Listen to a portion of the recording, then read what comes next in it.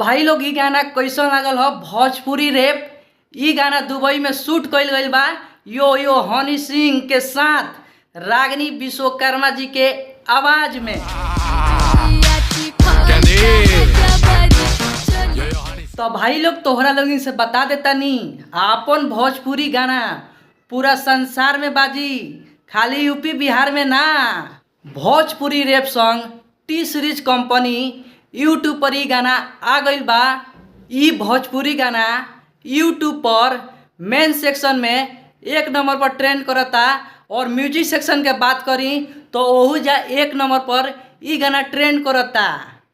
Bhojpuri rap song Honey Singh के साथ आइल बा रागिनी विश्वकर्मा के आवाज में।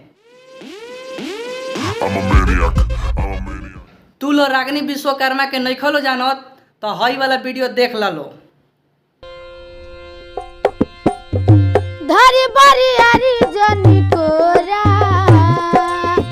अब ही तो छोट बाटी तोरा ले जाई जनी कोरा।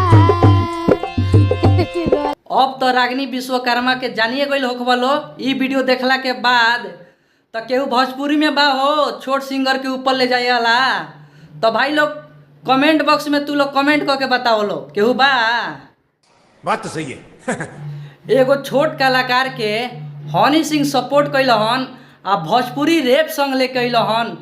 तो भाई लोग दिल से धन्यवाद हनी सिंह के। भोजपुरी के आगे बढ़ावे में हनी सिंह के सबसे पहले नाम आई भाई लोग रैप सॉन्ग में। गांव में रहे वाली रागिनी विश्वकर्मा सिंगर के इतना ऊंचाई तक उठा देलन आ पूरा भोजपुरी रैप में हनी सिंह गर्दा उड़ा देहलन। भोजपुरी रैप में काम कइले बाड़ी ईशा गुप्ता बहुत बड़ मॉडल है भाई लोग। ई भोजपुरी सॉन्ग पूरा दुबई में शूट भइल बा आ रागिनी विश्वकर्मा जी के आवाज़ मुंबई में रिकॉर्ड भइल बा। वीडियो क्वालिटी के बात करी तो ई गाना बहुत हाई लेवल के बनावल गइल बा जौन की दुबई में शूट भइल बा। तो भाई लोग अगर वीडियो अच्छा लगल बा तो वीडियो के एगो लाइक और कमेंट कर लो और चैनल पर नया बढ़ लो तो चैनल को सब्सक्राइब कर लो। हम आप सबके छोट भाई नारायण निराला फिर मिलम अगला वीडियो में, तब तक के लिए बाय।